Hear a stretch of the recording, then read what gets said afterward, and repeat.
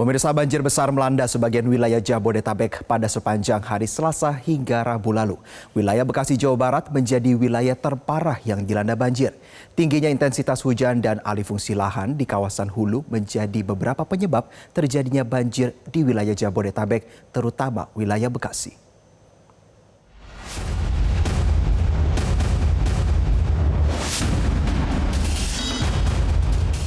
Banjir di Bekasi tercatat sebagai banjir terparah dalam beberapa tahun terakhir yang merendam hingga 20 titik di 7 kecamatan dengan ketinggian banjir mulai dari 20 cm hingga terparah mencapai 3 meter. Banjir besar pun membuat ribuan warga terpaksa mengungsi serta melumpuhkan sejumlah fasilitas publik.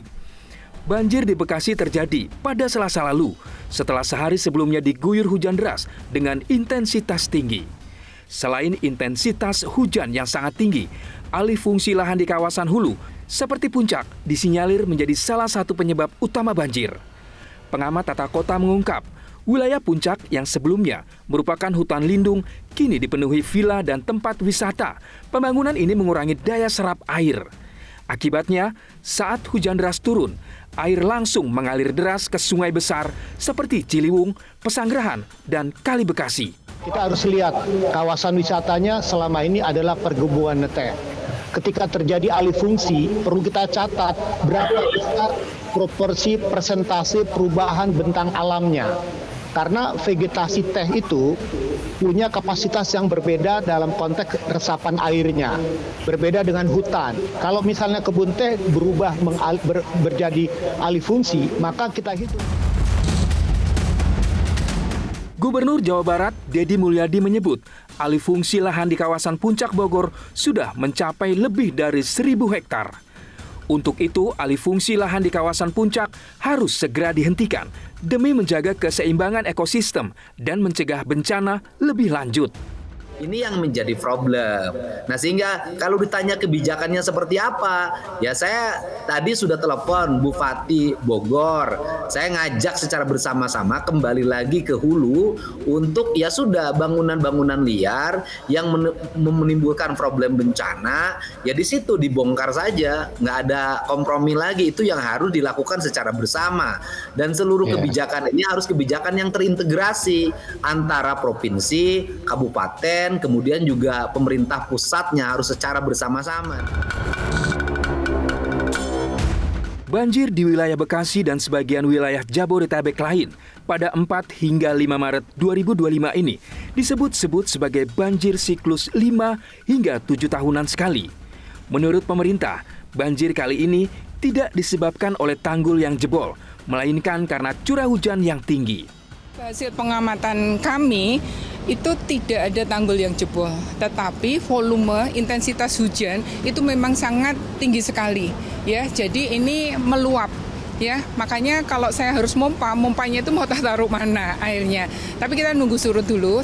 Kita juga sudah kirim perahu-perahu karet. Yang penting penduduk ini diamankan terlebih dahulu. Ya, nanti untuk penanganannya berarti nanti kita akan keruk sedimentasi yang ada di sungai-sungai. Itu yang utama, yang harus dilakukan bersama-sama dengan BEM, ya. Meski demikian, pemerintah tetap menginginkan solusi jangka panjang dalam penanganan banjir di sebagian wilayah Jabodetabek. Wakil Menteri Dalam Negeri Bima Arya Sugiarto mengatakan, solusi jangka panjang itu dapat dilakukan dengan adanya koordinasi dari wilayah hulu ke hilir. Karena itu, kehadiran Dewan Aglomerasi menjadi penting untuk menyelesaikan masalah banjir di sebagian Jabodetabek. Ya, inilah signifikansinya keberadaan Dewan Aglomerasi. Ini ranah ini. Jadi Dewan Aglomerasi ini kan tugasnya nanti untuk memastikan perencanaan pembangunan daerah aglomerasi Jakarta dan sekitarnya berjalan dengan baik. Utamanya adalah mencegah bencana itu. Nanti ini Kemendagri akan mengkoordinasikan ini terkait dengan perumusan substansi dari kewenangan Dewan Aglomerasi. Jadi penting di situ. Dulu kami ada forum BKSP namanya. Nah, ini yang akan direvitalisasi supaya lebih bergigi gitu loh. Karena kalau nggak berulang terus, ketika bencana ngumpul. Ini harus dibenahi dari mulai perencanaan, termasuk punya gigi untuk menindak. Dibuat simpul bendungan kedua untuk wilayah das tengah dari Ciliwung, misalnya di wilayah Depok, atau kemungkinan untuk wilayah Bekasi dan sekitarnya itu melalui Cikeas dan Cilengsi yang masuk ke Kali Bekasi itu juga ada bendungan. Karena kita harus akui peran provinsi, peran pusat itu sangat penting dalam konteks membangun kolaborasi. Kita akuilah Kabupaten Bogor, Kota Bekasi, Kabupaten Bekasi itu punya keterbatasan. Hasil evaluasi kita terkait tentang bagaimana penanganan persoalan di lapangan selalu menafikan anggaran ini sebagai masalah besar.